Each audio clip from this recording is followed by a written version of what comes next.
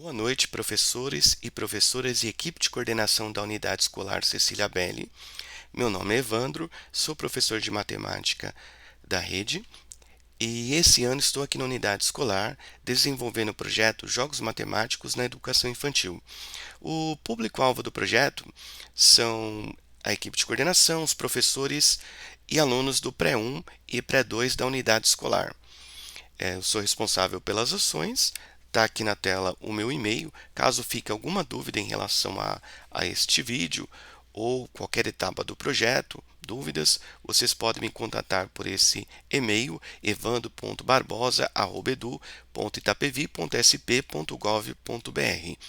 Esse é um dos vídeos que eu vou estar fazendo aí no andamento do projeto e, caso necessário, faço outros vídeos aí para tirar algumas dúvidas. E também vou tentar ser breve aqui nesse vídeo, tá? Para o vídeo não ficar muito cansativo, tá bom? Tá aqui na tela os primeiros jogos que nós vamos trabalhar aí, juntamente com os professores da unidade escolar. Aqui são apenas algumas sugestões, tá, para o trabalho e alguns jogos que vão nortear aí o projeto, tá? Mas nada impede do professor trabalhar outros jogos ou mesmo apresentar aí para estar enriquecendo o projeto. As habilidades são as mesmas que vocês vão trabalhar com eles, né, no decorrer do ano. Então o jogo veio aí para somar, tá? Para ajudar a desenvolver essas habilidades, ok? De uma forma lúdica, como tem que ser, né, no pré-1 e pré-2. Então está aqui na tela os primeiros jogos que nós vamos trabalhar.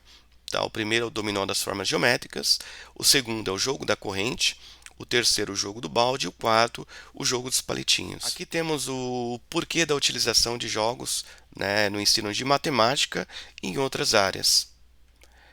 Então temos aqui as vantagens da utilização dos jogos, né, no campo cognitivo aí. Estimular várias capacidades aí, o raciocinar, a busca de caminhos, a organização do pensamento para uma finalidade, identificação e avaliação de ações futuras, prever possíveis consequências dos nossos atos e os atos de outras pessoas, e também exercitar a tomada de decisão. Também outras vantagens aqui, estimular a aprendizagem matemática, né, não só a matemática, por meio de jogos, proporcionar o desenvolvimento, né, dos campos de experiências aí, dos direitos de aprendizagens deles. Na matemática, a concentração, a visualização, e tudo aquilo que eu já disse aí anteriormente. E também desenvolver na criança o prazer pelo desafio e também a busca por estratégias, que é a resolução de problemas, né? Aqui na tela algumas habilidades da BNCC. Temos aí o relacionar números às suas respectivas quantidades, identificar o antes, o depois e o entre uma sequência, classificar objetos e figuras de acordo com suas semelhanças e diferenças, registrar observações, manipulações e medidas usando múltiplas linguagens, desenho, registros por números ou escrita espontâneas em diferentes suportes. Aqui na tela algumas habilidades, né, de língua inglesa. Então, o campo de experiência aí, espaços, tempos, quantidades. Temos aí o contar em inglês de 1 a 10.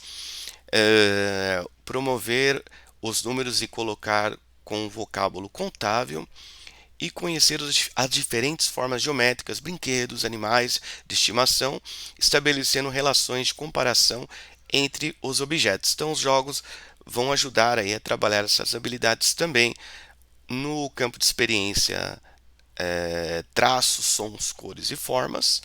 Temos aí o reconhecer e diferenciar as formas geométricas através de ilustrações, criando produções bidimensionais e tridimensionais. Expressar-se livremente por meio de desenho, pintura, colagem, dobradura e escultura. Aqui tem um cronograma do projeto, tá? Esse aqui já foi feito, né? Que são os jogos que eu apresentei nos slides anteriores. Depois vem a elaboração, né, das orientações metodológicas, que também vou apresentar para vocês hoje. E nós vamos entrar nessa etapa aqui, que é a confecção dos jogos com os alunos e as atividades de pré-jogo. Com relação a essa etapa, já deixei disponível no almoxerifado alguns protótipos, tá, dos jogos. Os professores podem utilizar lá como modelo e trabalhar com os alunos, ok? Então, qualquer dúvida também vocês podem me procurar na escola, estou no período da tarde. Agora, quem não for do período da tarde, for do período da manhã, eu deixei disponível também no almoxerifado, tá, uma caixinha com alguns modos dos jogos para vocês utilizarem, tá? Fiquem à vontade lá fiquem à vontade para consultar lá esses modelos. Na sequência aqui, lá no finalzinho de novembro, no início de novembro, no finalzinho de novembro, nós vamos organizar aí uma competição interna, né, com os jogos que foram trabalhados com os alunos. E nesses jogos, após essa competição, né, para estimular a participação dos alunos, vamos buscar prêmios aí para na culminância entregar para os alunos. Agora vamos começar aí com a explicação dos jogos, tá? O primeiro jogo é o dominó das formas geométricas. Então nesse jogo vão ter várias formas geométricas para os alunos aí estarem trabalhando, tá? Tem várias aqui, tem as principais, né, que são aquelas mais presentes no cotidiano do aluno e aquelas cobradas, né, nas expectativas. Para esse jogo são necessárias 21 peças impressas, coladas em material mais rígido, tá? Papelão de caixas de sapatos, por exemplo, caderno para anotações, lápis e borracha, e a confecção, isso aqui é uma sugestão, tá? Uma confecção de um painel para marcar vitórias de cada aluno. O professor pode fazer isso na lousa também, né? E é uma sugestão, tá? O painel. Vamos lá então para a regra do jogo. As cartas do dominó devem ser divididas igualmente entre os jogadores. Caso se opte por 4 jogadores, as peças que sobrarem devem ser colocadas na mesa. Como são aqui 21 peças, né?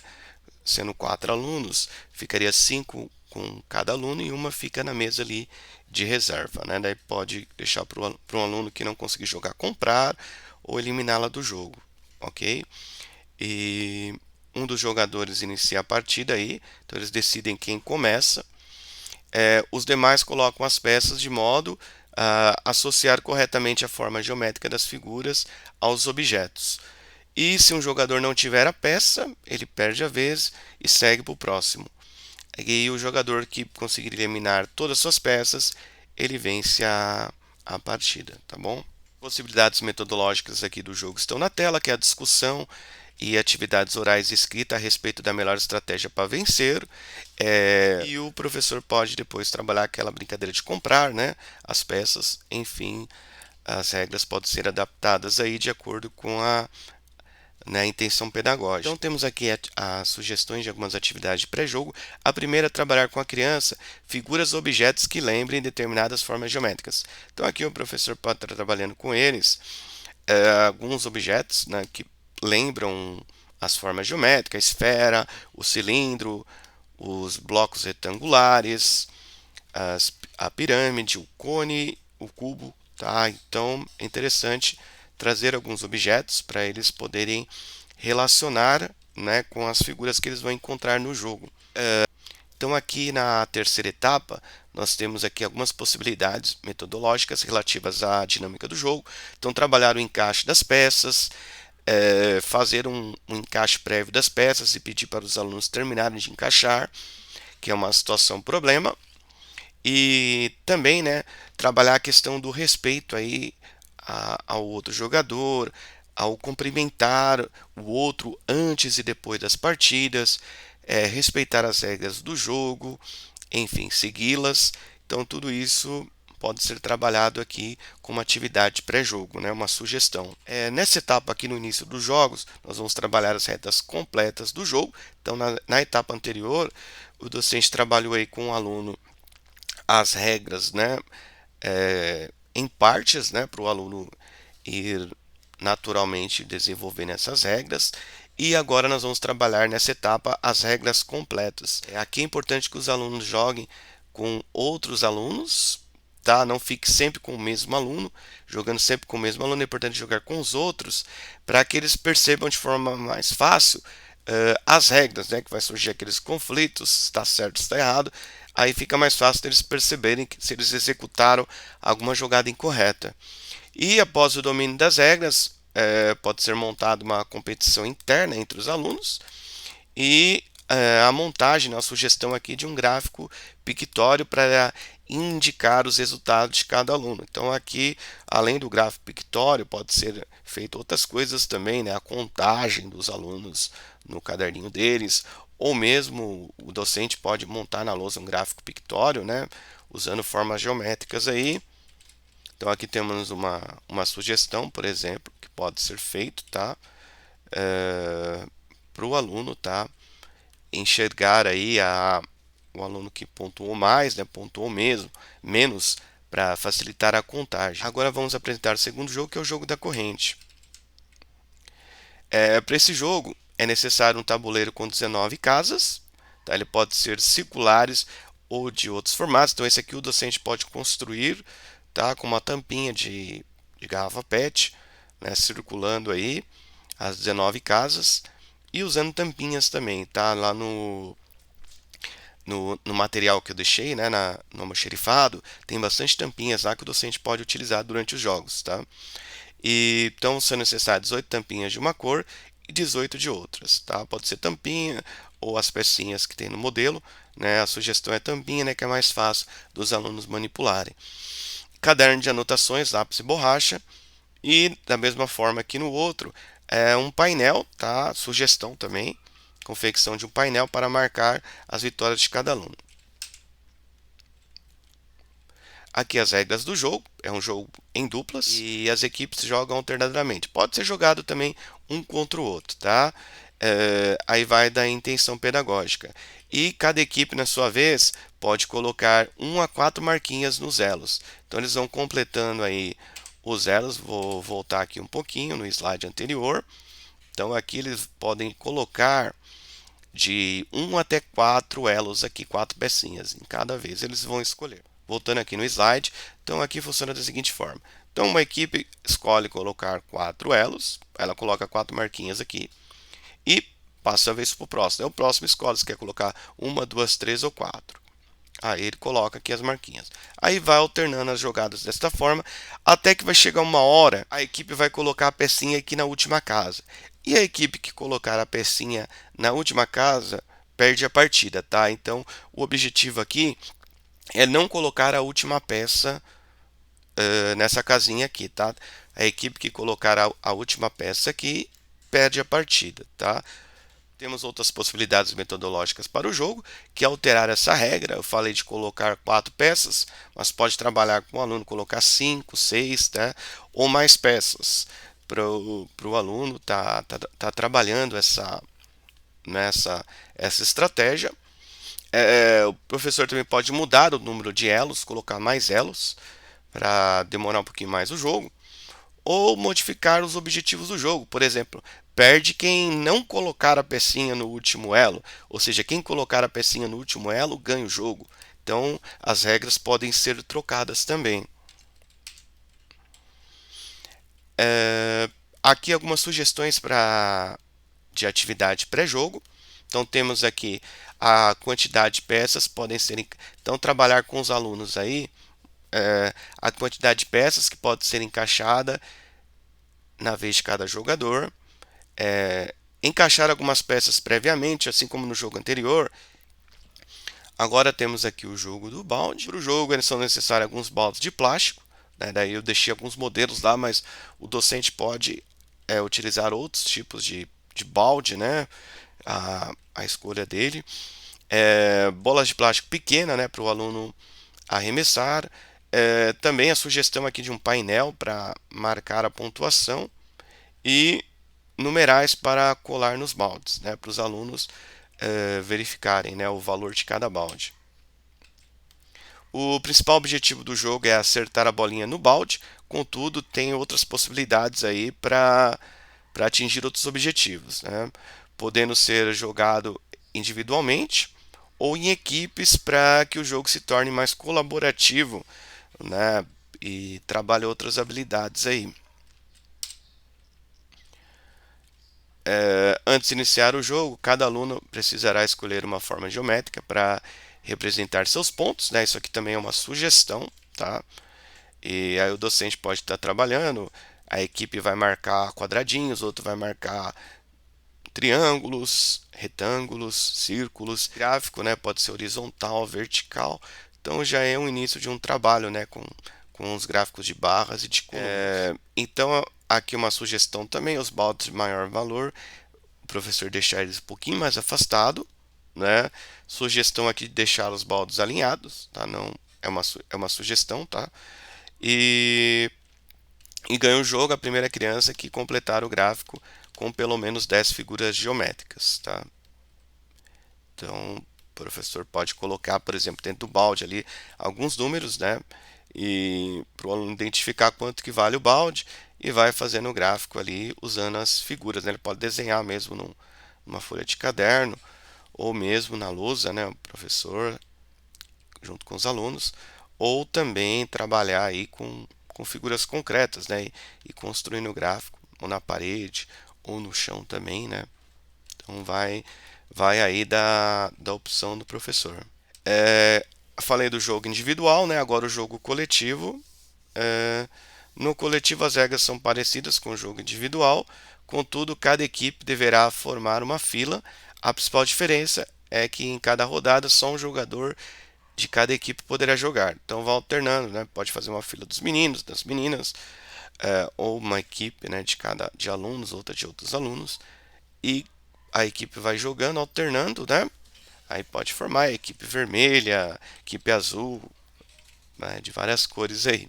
E para finalizar aqui o jogo dos palitinhos, o objetivo é o aluno formar a maior quantidade de quadrados possíveis. Para esse jogo são necessários 40 palitos de sorvete, um tabuleiro 4x4, tá? E 16 tampinhas de uma cor e 16 tampinhas de outra para marcar os pontos. E uma folha de anotação dos pontos também. Sempre que o jogador formar um quadradinho, terá o direito de colocar outro palitinho, se isso acontecer várias vezes na mesma rodada. Caso contrário, passa a vez para outro jogador. Ganha quem formar o maior número de palitinhos. Vou voltar aqui a imagem do jogo, tá? Então ele funciona da seguinte forma: vai ter um tabuleiro vazio. Aí o primeiro jogador vai colocar um palitinho, né? Ou na vertical ou na horizontal. No começo não vai formar quadrado, então ele vai passar a vez para o outro. O outro jogador vai colocar um palitinho aqui onde ele quiser, tá? Na vertical ou na horizontal. Aí que é importante ter as marquinhas do jogo, né? Para ele colocar. E assim que ele colocar essas marquinhas, tá? A marquinha o professor pode fazer né, numa cartolina mesmo e contornar o palitinho, né? Para que o aluno tenha uma referência que ele pode encaixar onde ele quiser o palitinho.